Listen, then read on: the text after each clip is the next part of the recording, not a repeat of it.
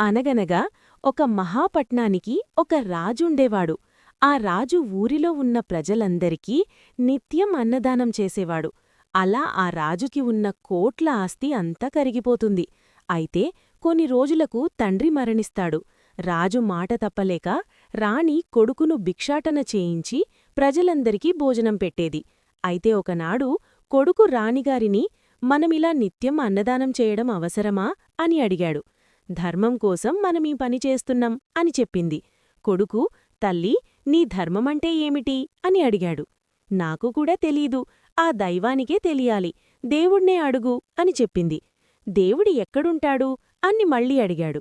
అప్పుడు తల్లి, దేవుడు తూర్పు దిక్కున ఉంటాడు అని చెప్పింది. కొడుకు తల్లితో చెప్పి దైవాన్ని వెతకడానికి తూర్పు దిక్కుకు బయల్దేరతాడు. అలా వెళ్తూ కొంచెం దూరం వెళ్ళాక అక్కడ ఒక మనిషి దేహం కాలి తల కలకుండా ఉన్నాడు.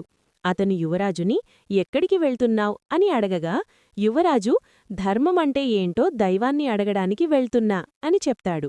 అప్పుడతను, నేను సగం కాలాను, మిగిలిన సగం ఎందుకు కాలలేదో దేవుణ్ణి అడుగు అని చెప్పాడు. ఆ మాట యువరాజు కాగితంపై రాసి సంచిలో వేసుకున్నాడు. అతను అక్కడ్నుండి ప్రయాణం ముందుకు సాగించి ఒక దట్టమైన అడవిలోకి చేరగా చీకటి పడింది. ఆ అడవిలో చెంచుజాతివాళ్లు ఒక చెట్టుని ఇల్లుగా చేసుకుని నివసించేవారు. వారు ఈ యువరాజుని చూసి తిన్నావా అని అడిగారు. లేదు, నేను చాలా దూరం నుంచి వస్తున్నా అని యువరాజు చెప్తాడు. వారిలో భర్త, ఈ రాత్రికి ఇక్కడ విశ్రాంతి తీసుకో, ఉదయం వెలుదూగాని అని చెప్తాడు. అప్పుడు భార్య, వాడికి భోజనమెవరు పెడతారు అని అడుగుతుంది. నేను నా భోజనం ఇవ్వను, నీ భోజనం పెట్టుకో అని చెబుతుంది. భర్త భోజనం యువరాజుకి పెడతాడు. ముగ్గురూ పడుకోడానికి సిద్ధమయ్యారు. ఆ చెట్టుకు 3 తొర్రలున్నాయి.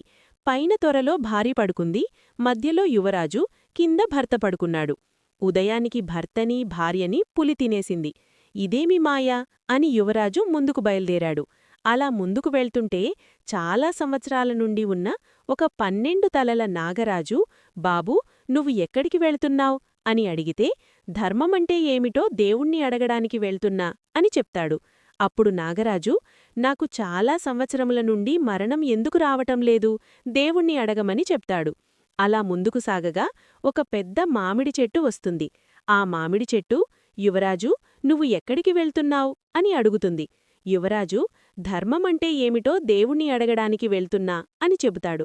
అప్పుడా మామిడి చెట్టు, నా కొమ్మలకి చాలా కాయలున్నాయి, ఎవ్వరూ వీటిని తినడం లేదు, ఈ విషయం కూడా దేవుణ్ణి అడుగు అని చెబుతుంది. అలా ముందుకు వెళ్ళగా దేవుడు ఒక ముసలి వ్యక్తిగా ప్రత్యక్షమై, ఎక్కడికి వెళ్తున్నావు బాబూ అని అడుగుతాడు యువరాజుని. ఆ యువరాజు, ధర్మమంటే ఏమిటో తెలుసుకోవడానికి దేవుడి దగ్గరకు వెళ్తున్నా అని చెబుతాడు. అయితే నేను ధర్మమంటే ఏమిటో చెబుతాను అని అంటాడు. అయితే చెప్పు పెద్దాయనా అని అంటాడు. అప్పుడు యువరాజు, నేను వస్తుంటే ఒక మనిషి సగం కాలి తలకాయ కాలకుండా ఉన్నాడు, ఎందుకు అని అడిగాడు. అప్పుడు ముసలివాడు, వాడి బుర్రలో చాలా విద్యలున్నాయి, వాడికి వచ్చిన విద్య ఎవరికీ నేర్పించలేదు, ఆ విద్యలు ఎప్పుడైతే వేరేవాడికి నేర్పిస్తాడో అప్పుడు ఆ బుర్ర కాలిపోతుంది అని చెబుతాడు. ఆ తర్వాత భార్యాభర్తల గురించి అడగగా, భర్త నీకు మంచి చేశాడు కాబట్టి ఇప్పుడు రాజుకు కొడుకుగా పుట్టాడు, భార్య నీకు కీడు చేసింది కనుక పందిపిల్లగా పుట్టింది, కావాలంటే వెళ్ళి తెలుసుకో అని చెబుతాడు. యువరాజు ఒక రాజ్యానికి వెళ్ళి అక్కడ పుట్టిన బాబుని, నీవు చెంచువాడివేనా అని అడిగితే, అవును, నీకు మంచి చేయడం వల్ల రాజుకు కొడుకుగా పుట్టాను అని చెబుతాడు. తర్వాత పంది దగ్గరికి వెళ్ళి, నీవు చెంచుదానివేనా అని అడిగితే, అవును, నీకు కీడు చేయడం వల్ల ఇలా పుట్టాను అని చెబుతుంది.